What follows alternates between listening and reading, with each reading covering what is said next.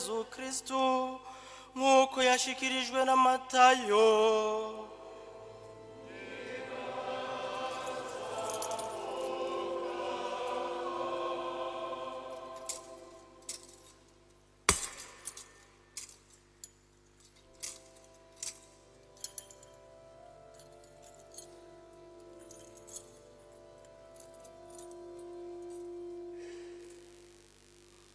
Muri irya minsi amajusi bamaze kugenda, umumarayika w'umukama yabonekeye Yosefu mu ndoto amubwira ati,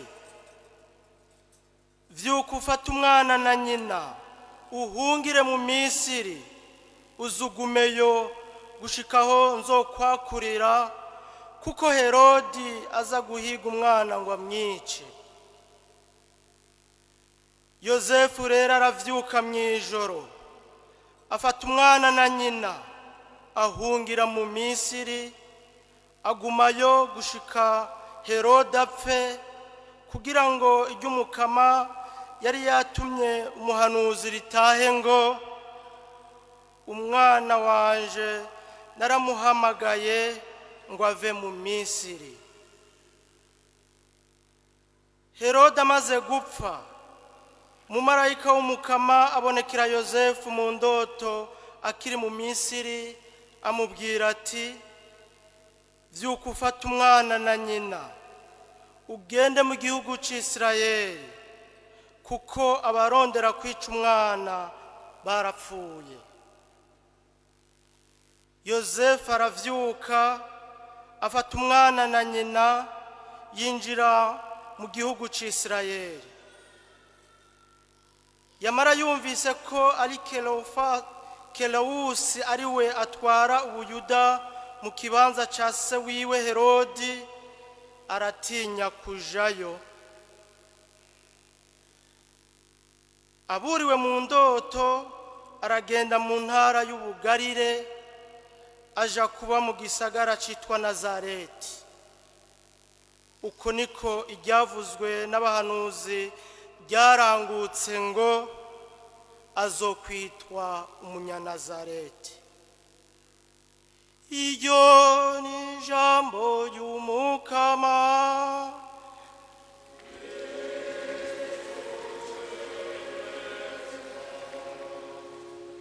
Vyuka ufate umwana na nyina uhungire mu Misiri. Bakristu mwese dusangiye gusozera uyu mwaka wa yubile y'Ekleziya. Birahimbaye kubona Ekleziya yacu yategekanije ko dusozera yubile twihweza kandi dukenguruka umuryango mweranda w'i Nazareti. Wa muryango ugizwe na Mariya, Yosefu na Yezu. Kuri twebwe muri diocese nkuru yacu ya Bujumbura,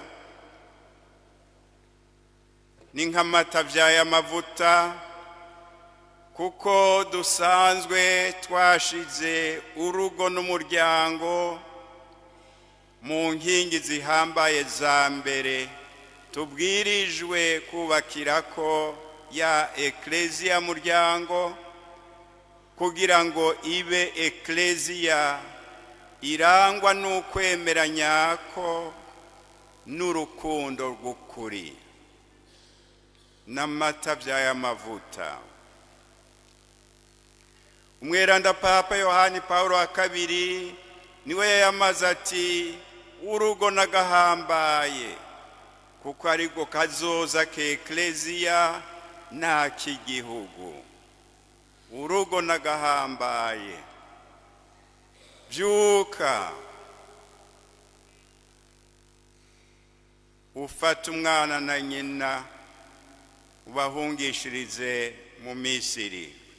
Urugo nagahambaye rubwirizwa gukingirwa, kuko wishe urugo abayishe kazoza k'igihugu, abayishe na kazoza ke Ekleziya. urugo rero ubwarwo ni ntasubirizwa mu buzima bw'umuntu uwo ari we wese. Ngira ni naco gituma n'Imana ari Imana, igihe yagomba kuza iwacu yahisemwo kuvukira mu rugo rw'abantu, kuko nyene urugo ariko rwigisha umuntu kubaho nk'abantu no kubana mu mahoro. Utagira urugo, utagira umubano abamwo, ntashobora kumenya ingene abantu babayeho nk'abantu no kubana mu mahoro. None abarundi bo ntibayamaze bati inkoko irara mu gahinga ngo buci gahinduka inkware. Uwubuze urugo avukiramwo, akuriramwo, abahomvye vyinshi, aranashobora kuba nk'igikoko. Ariko ku munsi nk'uyu Ekleziya ntiduha kuninahaza Imana twibuka urugo urwo ari rwo rwose. Kuri uyu munsi dutumirira nyabuna kuninahaza Imana twihweza rwa rugo rweranda rw'i Nazareti, kugira ngo iruhande yo kugwitura ngo rutubere mu ngoro, rube arirwo rutubera akarorero keza mu ngo zacu twubatse no mu mibano tubayemwo. Mbega none ni igiki giha agaciro ntangere urugo rw'i Nazareti kugira ngo rube ariko dufatira ko akarorero ntasubirizwa? Murabizi mwese, twama twabizirikanye, ikiruha agaciro ntangere nuko ari rweranda, n'urugo rweranda. Bagwita rweranda kuko Yezu Mukama twita soko ry'ubweranda bwose ari we yaruvukiyemwo, akaruhangamamwo, agacaruha gutyo akaranga keranda. Urugo ni rweranda rw'i Nazareti, ni rweranda kuko soko y'ubweranda bwose yaruvukiyemwo, arukuriramwo, aruhangamamwo. Muca mwumva ko urugo ruhangamyemwo soko ry'ubweranda bwose atarindi zina rworonka atarukuba rweranda. Mugabo kandi ni rweranda kuko Bikira Mariya na Yosefu bari barwubatse, barwubakiye kw'ijambo ry'Imana, kw'ishaka ry'Imana, baguma bariyoboka mu kwakira iryo shaka rya soko ry'ubweranda bwose. Ugomba ku rugo rwawe ruba rweranda, shira Yezu hagati yanyu mwebwe mwubatse, shira Yezu hagati yanyu mwebwe muri mu mubano, muheze mwubakire kw'ijambo ry'Imana, mwongere muze murarizirikana igihe cyose murirangura. Aho mubaye hazohinduka heranda. Nico gituma urwo rugo rw'i Nazareti rwari rusigaye rumeze nk'isengero irimwo itaberenakuro, kuko Yezu yararuhangamyemwo, akaruganza, akama ari we mwami warwo igihe cyose. Isengero irimwo itaberenakuro. N'urwo rugo rwawe, uwo mubano ubayemwo, urashobora kubihindura isengero irimwo itaberenakuro. Bakristo mwese, na cane cane mwegwe mufise umuhamagaro wo kubaka rukristo, nimuze rero murafata igihe cyo kwitegurira kubaka rukristo n'ico kuninahaza iryo sakramentu nk'igihe cyo kwemerera Imana ko ari izobaja hagati ikabubakira urwanyu, mwisunze nanone bimwe bivuzwe mu izaburi ko uw'Imana itubakiye yubaka bisambuka. Nikiba igihe cyo kwimika Imana ngo ibungire ubumwe n'urukundo mu biryoshe no mu bigoye.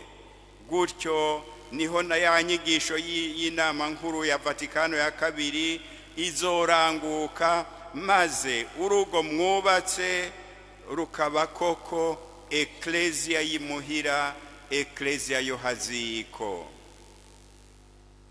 Iyo abubakanye bafashe iyo ntumbero yuko Yezu ari we bose ababera umwami, akaba ari waganza, ntibagire ngo jewe nije nganza wewe niwe uganza, mugabo bakamenya yuko bose baganzwa n'umwami umwe yitwa Yezu Imana. Urugo rwabo rurahava rugahinduka nk'uko nariko ndabivuga nk'isengero iri mu itaberenakuro, kuko Imana yama hagati yabo nk'umwami aganje. Ese ingo zacu, ese imibano yacu yomera nk'isenga ry'ibuye, aho akana Yezu naho kaje ari gato kifashe ruto, ariko kashitse kaganza isi yose, ku buryo n'abami bavuye mu ntara zose bashitse aho kari baciye bapfukama, ikimenyetso c'uko babonye ko ari Imana iganje kuri iyi si y'abazima. Mu rugo mwene urwo rero, aho Imana ariyo iba hagati y'abarugize, niho nizi impanuro nziza mwumvise zidakenewe mbere no gusigurwa. Izi mpanuro nziza za mwene Siraki ziranguka, maze abana bagasonera abavyeyi, bikabavyarira umugisha no mu bana babo nabo. Usoneye abavyeyi aba ariko aricira imigisha yuko nawe azosonerwa n'abavyaye. Barashobora kumuhinduka, mugabo niko ijambo ry'Imana ribivuze. Ubu uri kurarondera imigisha. Niho nizi impanuro Paulo mweranda yandikiye Abanyakolosi zironka ifatiro, maze hagati y'abagabo n'abagore hakama urukundo rutuma bengengana, bakamenya kwihanganiranira mu byo bacamwo byose, kandi abubatse canke ababanye ntibashobora kubura ibibagora, mugabo bafise ugo rukundo. Paulo mweranda yahanura Abanyakolosi, biraheza bikabandanya bigenda neza. Niyo haramutse hagize ikibatosekariza urukundo, bagasabana ikigongwe c'ukuri, atari ikigongwe kirundi gusa. Murazi ko ikigongwe kirundi ari rimwe ndakwihanganira, kabiri nkumbure ndasubira kwihanganira, gatatu kaca kabyura byose. Nibyo nakenyereye ko uca ubibona ngaho. Ikigongwe c'ukuri kimwe tuvoma mu Mana, se ikigongwe kidakama. Tuzi yuko yoyo tugiye tukayitakambira, tukayisaba ikigongwe, byose irabitugirira ko ikigongwe ntisubira kwibuka n'ivya mbere, kuko ari Imana nyene ikigongwe kitigera kinanirwa na rimwe. Iyo tugiye rero turagenda mu ntebe ya penitensiya kugira ngo turonke ico kigongwe c'Imana. Ico kigongwe c'Imana nico gihava kikadufasha natwe kumenya gutanga ikigongwe c'ababaye abana b'Imana. Bakunzi b'Imana mwese, ndiko ndazirikanira ijambo ry'Imana ry'uyu munsi, ndaryerekeza kuri urubanza rwo gusozera yubire, twinjira mu bihe bishasha bizodushikana ku yindi yubire. Nabonye umenga iyi nkuru nziza hari ubutumwa budasanzwe yoduha kuvyerekeye ingo n'imibano yacu no kuvyerekeye isi yacu tubayemwo. Ngo umumarayika w'umukama yabwiye Yozefu mu ndota ati vyuka ufate umwana na nyina uhungire mu Misiri kuko Herodi aza guhiga umwana ngo amwice. Vyuka. Umuntu akubariye ngo vyuka no kuvuga ko wari usinziriye, no kuvuga ko wari wasamaye. Vyuka ufata umwana na nyina uhungire mu Misiri kuko Herodi aza guhiga umwana ngo amwice. Muri kino kiringo nako dutanguye ibihe bishasha, nitwumve ku mumarayika w'umukama ariko arasemerera atubwira ati vyuke mwebwe mukuze, bavyeyi mwese vyuke, reke gusinzira, raba ingene mwokingira abana banyu kuko isi y'ubu isigaye ifise uruhande runini rusa na Herodi mu kugomba gutikiza abana. Ndababwira ibyo muzi bikenya gusa. Isi ya none isigaye ifise akantu gasa na ka Herodi mu gukoresha ubwenge n'amayeri. Muracibuka yuko abamajusi baca kwa Herodi bakamubaza ingene boshika aho hantu, ngo ahejeje kubagenekereza ngo yaciye ababwira ati gende mubaririkize neza ivy'uyo mwana, muramutse mumubonye muntumeko nanje nze kumusenga. Ijambo ry'Imana rica riduhishurira ko atagomba kuja kumusenga, yagomba kuza kumwica. Amayeri, ugwenge, amajambo ahisha inabi, nkumbure arayasosa. Isi y'ubu irafise mwene ako kantu. Iyo abamajusi baja narwo, umwana Yezu yari kuba nigiwe mu menshi. Bagize Imana bumviriza iry'Imana, bavyutse bumviriza iry'Imana, ntibasubira guca muri ayo mayira.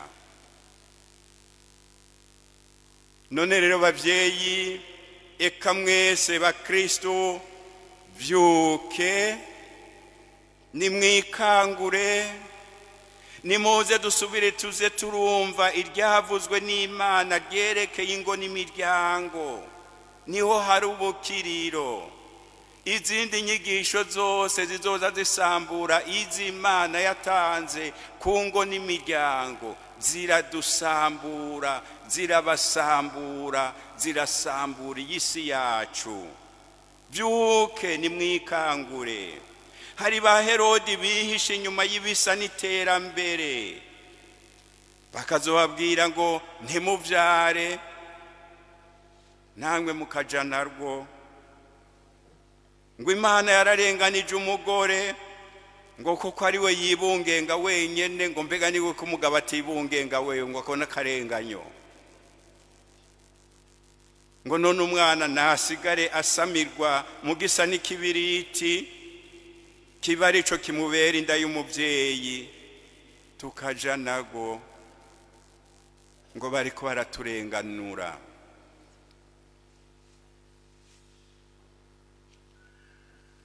Ngo turabazaniye amashure meza yitwa mugenzi w'ugwaruka, ami des jeunes. Umuntu akumvise akaryoherwa, ami des jeunes, nanje ndi umujene, nca numva iryo shuri ari rwanje koko.